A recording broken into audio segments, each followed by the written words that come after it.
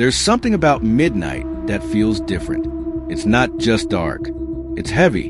The world gets quieter. Streets go still. Even the air feels colder, like everything's holding its breath, waiting for something you can't see. That's when the worst things happen. Not at 3 a.m. like the movies say. Not at dawn when the sun scares the shadows away. But at midnight, right when the clock ticks over and everything changes. This first story is about that exact moment. And what happened when one man answered a knock on his door at exactly 12 a.m. Before we begin, if you like true horror stories that get under your skin and stick with you long after the video ends, hit that subscribe button right now. I promise you, the stories here aren't just creepy. They're the kind you'll think about when your lights are off and your house goes silent. Let's get into it. The guy's name was Tom. He was 32, lived in a small rental house just outside of Columbus, Ohio. Real quiet place. End of the street, no streetlights, just trees and the occasional car driving by. He worked night shifts at a warehouse and usually got home around 11:30. On this night, though, he'd taken a day off. His girlfriend had just moved out 2 weeks before, and he'd been feeling off, tired all the time, nervous for no reason. He'd chalked it up to stress, bad sleep, breakup stuff. But that night, something was different. He remembered locking the front door, turning off all the lights, leaving just the TV on for background noise. He made a frozen dinner, ate maybe 2 bites, then tossed it. Didn't feel hungry. By 11:58, he was half asleep on the couch, the TV glowing dim across the room. That's when the knock came. 3 soft taps. Tap, tap, tap. He sat up confused. It was late, way too late for visitors. He looked at his phone. 12 a.m. exactly. He stood slowly. The hallway to the front door was dark, stretching out like a tunnel. Another knock. But this time it was just one. Tap. He called out, "Who is it?" No answer. His heart picked up. He flipped the porch light on, but it flickered once, then went out. Still, something pulled him forward. He opened the front door. There was nobody there, just the empty porch. Except the doormat had been turned upside down. Weird, he thought. Maybe a prank. But then he noticed something. Footprints. Bare footprints. Small like a child's. They led down the steps and vanished into the street. Tom didn't sleep that night. He sat on the couch with every light on, clutching the baseball bat he kept by the door. Every little sound made him flinch. Morning came. He told himself he'd imagined it. Stress. Maybe a dream. He made coffee, took a shower, and went on with his day. But that night, it happened again. 12 a.m. sharp. Tap, tap, tap. He didn't answer this time. He just watched through the peephole. At first, there was nothing. Then a shadow moved. Something was standing just outside the frame, too close for him to see clearly. Then came the whisper, right up against the door. "Let me in." He stepped back, heart racing. No one should have known he was home. He didn't make a sound, didn't breathe, didn't blink. For a full minute, there was nothing. Then the porch light flickered back on for just 1 second. Long enough for him to see it. A small, barefoot girl, head tilted, eyes black. Then the light went out again, and she was gone. Tom didn't sleep the rest of the week. He set up a motion camera at the door, bought blackout curtains, kept a knife under his pillow, but she kept coming. Every night at midnight, sometimes just knocking, sometimes whispering. Once, she scratched something into the door, just 4 words. "You left me here." He didn't know what it meant. He never had kids. He barely knew his neighbors. He called the police once, but they found nothing. No prints, no damage, no little girl. Just a guy who looked like he was losing his mind. Tom started drinking more, calling off work, sleeping during the day, and trying to stay awake at night. But the worst part? She started moving closer. The last night it happened, she wasn't at the door. She was inside. He woke up to the sound of footsteps, tiny ones, padding through the kitchen. He grabbed his bat, heart thundering, and crept out of the bedroom. The house was dark, dead silent, but the fridge door was open. And there, standing in front of it, was the girl. She turned around. Her mouth wasn't just black. It was stitched shut. She raised her hand and pointed at him, then disappeared. No sound, no flash, just gone. Tom moved out the next morning. Didn't even pack. Just left his keys on the counter and drove until he hit the next state. He never went back. But sometimes he still gets the knocks. Always 3. Always at midnight. Not all nightmares start at home. Some find you in the places you feel the safest. Your car, a highway, a straight road with nothing but open space ahead of you. But even that can become a trap if the road decides it doesn't want to let you go. This next story happened in 2019 to a woman named Caitlin. She was 26, working the late shift at a call center just outside Denver, Colorado. She left work around 11:45 p.m. Same as always.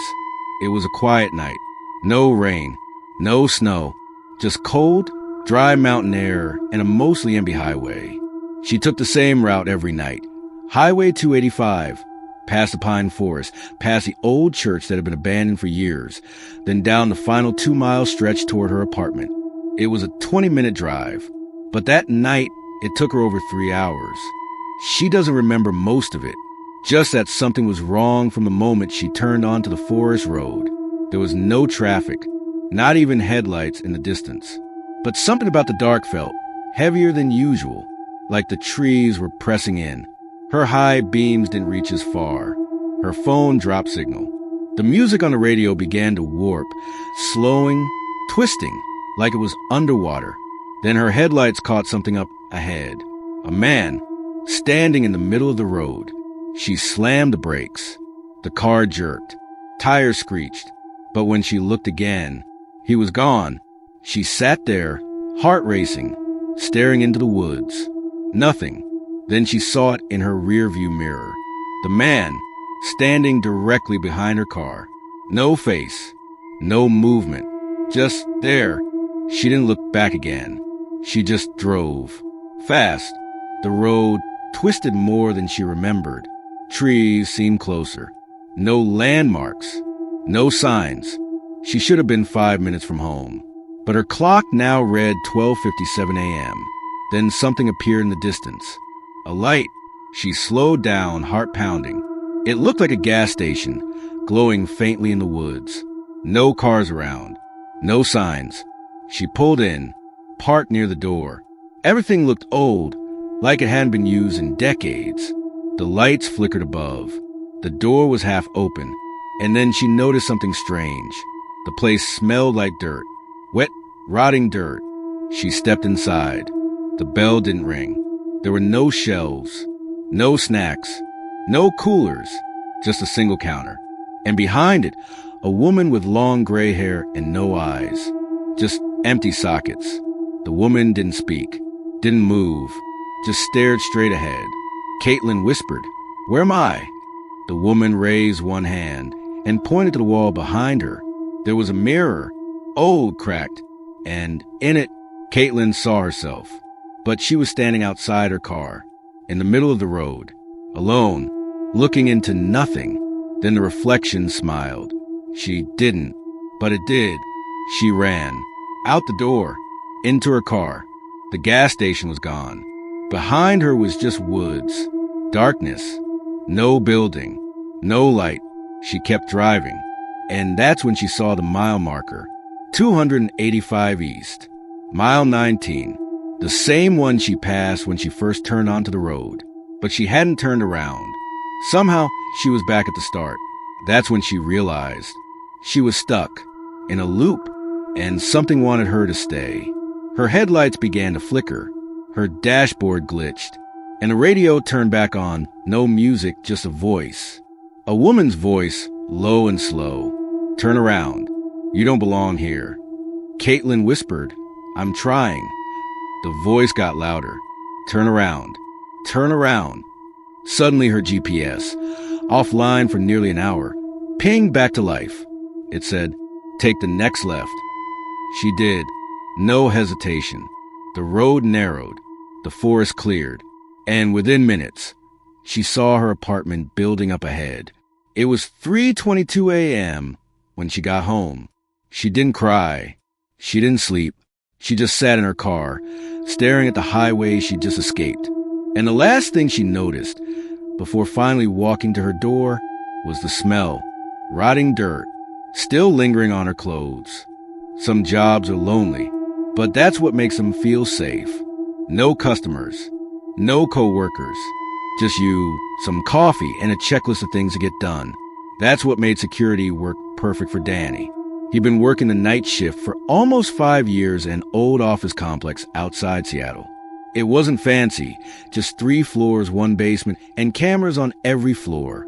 His job was to patrol the building once an hour, monitor the monitors, and make sure no one was inside after 9 p.m. And usually there wasn't, but some nights, the building didn't feel empty. This story happened in 2021, late February, the kind of week where it gets dark before 6, and the rain never really stops. Danny clocked in at 11 p.m., poured himself a cup of black coffee, and started his first floor check. Everything looked normal. The lobby was empty, elevators locked, emergency lights humming quietly overhead. He took the stairs to the second floor and checked each office. Nothing but dust, chairs, and half-lit computer screens. He returned to the security office just before midnight. Then the noise started. At first, it was just a knock. Soft, distant. He paused. Thought maybe it came from outside. Then it happened again. Knock, knock, knock. This time louder. He turned to the monitors, flipped through each floor. On the basement cam, he saw it. The door to storage room B was open. Just barely. A room that was always locked. He stood up, heart already picking up. Grabbed his keys. Took the elevator down. The basement was darker than the rest of the building. The emergency lights down there were always dimmer, flickery. When the doors opened, he stepped out and saw the door. Room B, open wider now, just enough for someone to slip inside. He cleared his throat and called out, "Hello? This is security. Building's closed." No answer. He pulled his flashlight and stepped toward the door. The beam shook slightly in his hand. Inside, the room was cold. A draft moved through it, though there were no vents. And on the floor were footprints. Bare, wet, leading deeper in. "Anyone in here?" he called out again. Still no answer. Then something moved behind a pile of boxes. He turned the light and saw a figure. Small, facing the corner. A girl, her back to him. Long black hair dripping with water. Clothes dirty. Pale arms visible under torn sleeves. "Miss, you okay?" he asked. She didn't move. Didn't even flinch. He took one step closer. That's when she moved, not turned, not shifted, but glitched. Her whole body jerked unnaturally, like a corrupted video file. Her head snapped to the side. Then the lights went out. Total blackness. He bolted, ran up the stairs 2 steps at a time, skipped the elevator, didn't stop until he reached the control room, and slammed the door shut. The cameras were all static, except for one, the main hallway feed. She was standing outside the door, just standing, facing the camera. And then she smiled. It wasn't a normal smile. It stretched too wide, too slow, like her face wasn't made for it. Then the screen went black. Danny sat frozen, breathing heavy. He didn't call the cops because he knew what they'd say. He didn't even tell his boss. He just waited, and by the time the sun came up, she was gone. He thought it was over, until 2 nights later. Midnight, he checked the second floor, as usual. But something had changed. There was a new door, where a wall used to be. A black metal door with no handle. Just a number carved into the center. 0. He blinked, backed up. When he looked again, it was gone. The wall was smooth, normal, like nothing had ever been there. He didn't sleep after work that day. Started having dreams of walking down dark hallways, of a girl whispering behind him, of turning corners that never ended. And every time he tried to wake up, he couldn't move, couldn't breathe, could only hear one thing. "You found the door. Now let me in." He quit the job a week later, moved out of state, took a warehouse job instead. But sometimes when he walks past storage rooms, he sees that number again, on walls, on ceilings, drawn into dust, always the same. 0. And every time he feels it, that same cold, that same feeling like something's behind him, like he never really left. Something's knock at your window. You ignore it and it stops. You look and it goes away. But what if one night it knocks again, and what you see on the other side isn't a person, it's you? That's what happened to 17-year-old Lila in 2015. She lived in a quiet, wooded area in Oregon. No real neighbors nearby. Just trees, a dirt road, and the sough from a wind through the branches. She had a habit of staying up late. Midnight was nothing new to her. But this one night felt different. She couldn't explain it. She just felt watched. It started with tapping. Tap, tap, tap. Soft, measured, like someone lightly rapping on the glass with one finger. She thought it might be a tree branch or an animal. She turned her lamp off and peeked through the blinds. But there was nothing, just the trees swaying in the dark. She went back to her bed, phone in hand. 1:07 a.m. The tapping started again, but this time it was louder, more deliberate. Tap, tap, tap, right against her window. Lila froze. Her room was on the second floor. No porch roof, no ledge, nothing anyone could stand on. Still, she crept over and lifted one slat of blinds, and her heart dropped. There was someone outside, face pressed to the glass. A girl, about her age. Same skin tone, same hair color, same exact face. It was like looking into a broken mirror. The girl on the other side tilted her head slowly, then smiled. Not friendly, not normal, but wide, tight, almost painful looking. Lila screamed and fell backward. When her parents came running in, the girl was gone, but the window had 5 long scratches across it. From the outside, her dad searched the yard. No ladder, no footprints, no sign anyone had been there at all. They filed a police report. The official theory? A weird prank. But Lila knew better, because that night, after everyone went back to bed, the tapping came back. Slower, deeper, heavier. This time, she didn't look. She pulled the blanket over her head and cried. When the sun came up, she finally fell asleep. She missed school that day, and that night it happened again, and again the next. Each time, the figure outside her window got closer. The third night, it wasn't tapping anymore. It was mimicking her voice. She heard it say softly, "Mom, Dad." Then, "Lila, let me in." She stayed awake with her phone's camera, recording the window. In the morning, she watched the video. There was nothing in the frame until 1:11 a.m. For one frame only, just a split second. There it was, a face, hers, staring in, not blinking, not moving, just watching. She went to her school counselor, tried to explain what was happening. They offered to refer her to a sleep specialist, said it sounded like sleep paralysis or stress. But she knew she wasn't asleep. She could feel the cold, hear the tapping, watch the shadows move. And then things got worse. Because the girl stopped appearing outside, she started appearing inside. At first, Lila thought she was dreaming. She'd wake up and see someone standing at the foot of her bed, then blink and they'd be gone. But one night, she woke up standing in the hallway with no memory of getting out of bed, and her bedroom door was locked from the inside. After that, she started seeing little changes. Her clothes were moved. Her toothbrush was wet even when she hadn't used it. Once, she came home from school to find her diary open and new writing inside. The handwriting matched hers perfectly, but she hadn't written it. It said, "You don't need to be here anymore." That same night, her parents were woken up by the front door creaking open. They ran downstairs and found Lila standing outside, in the cold, barefoot, eyes wide. When they asked what she was doing, she didn't answer. She just turned to the woods and whispered, "She's almost done copying me." They took her to a doctor the next day.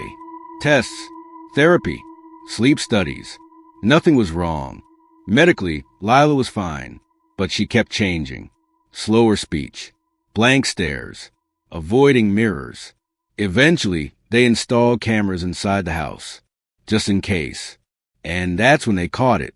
One night at 12:59 a.m., Lila was recorded sitting up in bed. Her eyes were closed, but her mouth was moving. She whispered, "You can have it now." Then she lay back down. 2 minutes later, the hallway camera caught someone else walking out of her room, wearing her pajamas. Same height, same hair, same walk, but it wasn't her, because Lila never left the bed. They moved across the country. No forwarding address, no online photos, no contact with anyone from the old neighborhood. And for a while it worked. The tapping stopped. The dream stopped. The copy stopped. But 1 week ago, Lila's mom found something on the kitchen table. A mirror, small, cracked, and written in lipstick. "I remember your face."